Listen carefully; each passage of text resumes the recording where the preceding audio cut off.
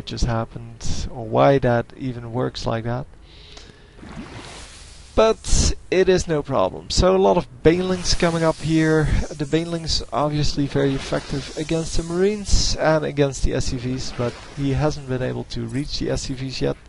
At least not that I saw. No. 2 SCVs died versus 25 drones.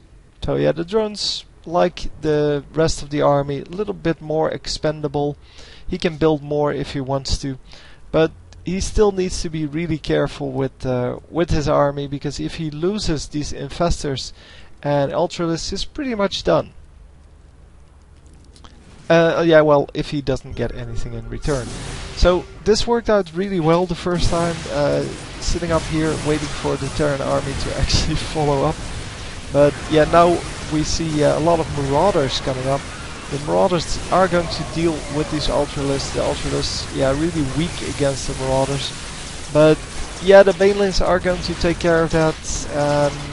Now it is, well, ultralists versus this command. No, come on, it's not a command center. It's no, something fortress. Come on, planetary fortress. That's what it is. So yeah, the Marauder's not really afraid of the banelings, but if you have enough of them, you can take out a whole group at once, and that is the point of the banelings. So these ultralists just mowing through the supply depots and, well, that one bunker, but are now going to try to take out the Marauders, but the Marauders are so strong against these ultralists that it is probably a good idea to go for something that flies, or to go for more Zerglings, because the Zerglings are really good against Marauders. The Marauders don't do the double damage to them, they actually do double damage to armored units, and yeah, that is a big deal obviously. So the orbital command getting lifted here, which means that it doesn't get taken down, and oh, these Banshees are doing so much damage. So yeah, most of them have about 10 kills. Well, not actually, but they did quite a lot of damage, considering that, well, there is nothing nothing there to defend against the Banshees. So yeah, now we see the Corruptors coming out. Let me shut off the unit tab because it's blocking way too much of the screen.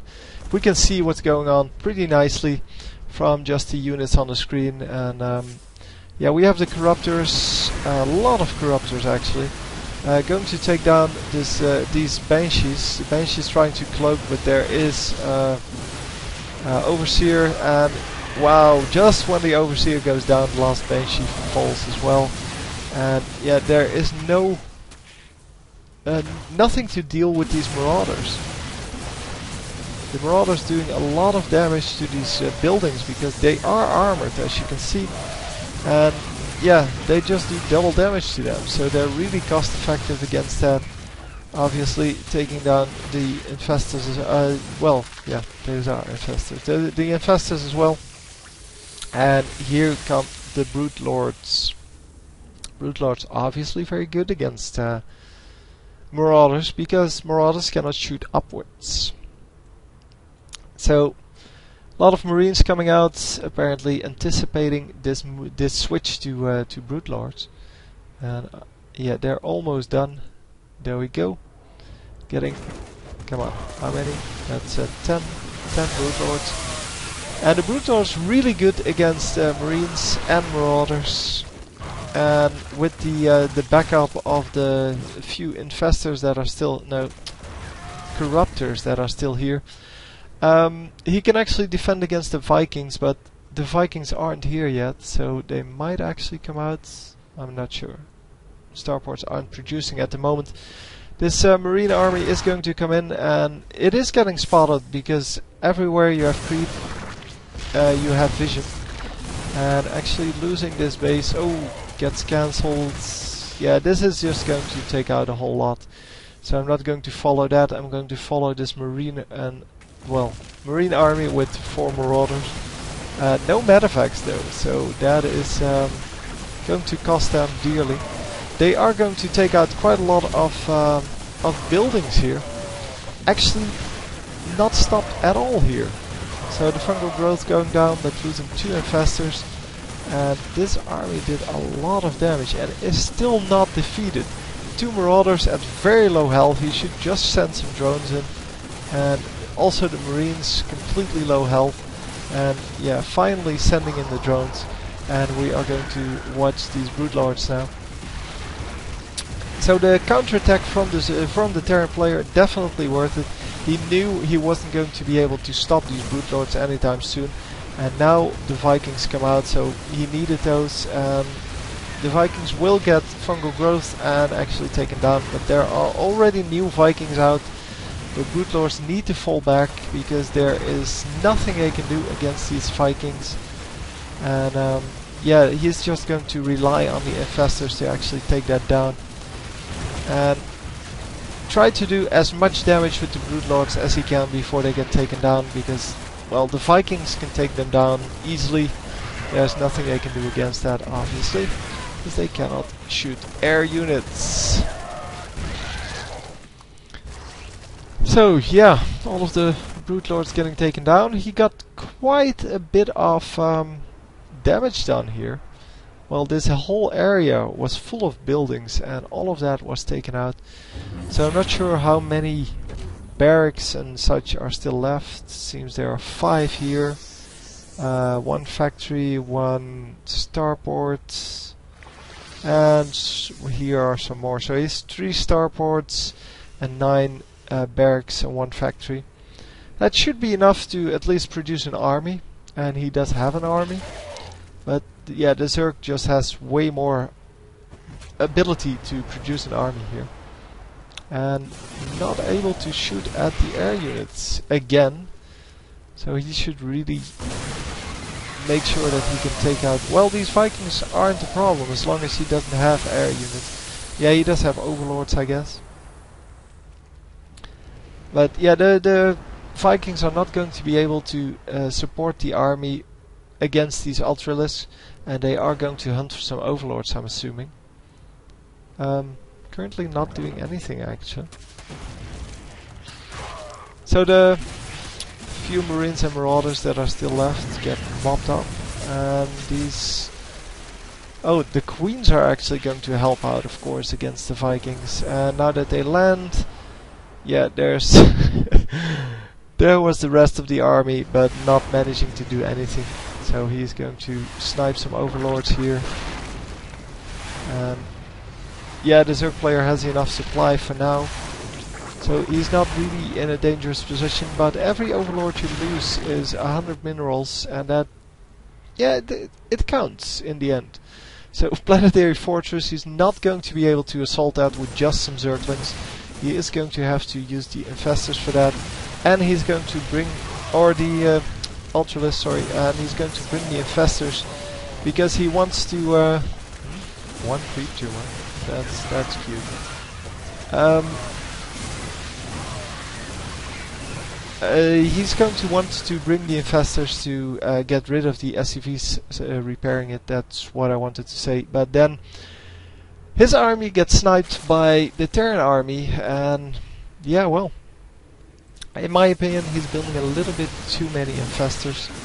The infestors not that efficient against this army because they get sniped way too easily. It's every time it's 1 fungal growth, and then yeah, he loses 3 of the infestors, whereas the Zerglings are doing way better. I mean, they're cheaper, so it's kind of easier to make an efficient attack with them. And if he just has 1 or 2 infestors, that is just as good as having 5 of them. Except if he wants to go for the infested Terrans, and he hasn't been doing that in a while. Fungal growth, of course, takes a while to charge up. I think they start off with 1 fungal growth, but yeah, then after that you need to let it charge up for quite a long time. So the Zergling's going to try to snipe a base here. Don't know, oh yeah, well, maybe he expected the army to come back, because I don't think he could actually see the Marines moving over here. He can now see them moving, and he knows they're there, so he is going to try to fungal growth and then kill them. But the fungal growth not actually going off. Oh, it did go off eventually. Finally getting a decent fungal growth off. And sniping all of the Marines here. Wow, the Ultralisk actually dying there. And the whole Terran army dying as well. So 2 of the infestors get out, but once again, yeah, so many infestors and they die so quickly to this army composition. So he's sacrificing this one Ultralisk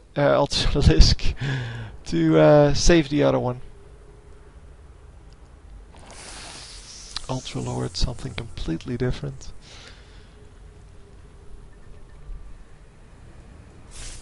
In case you're wondering, it is a character from a TV show.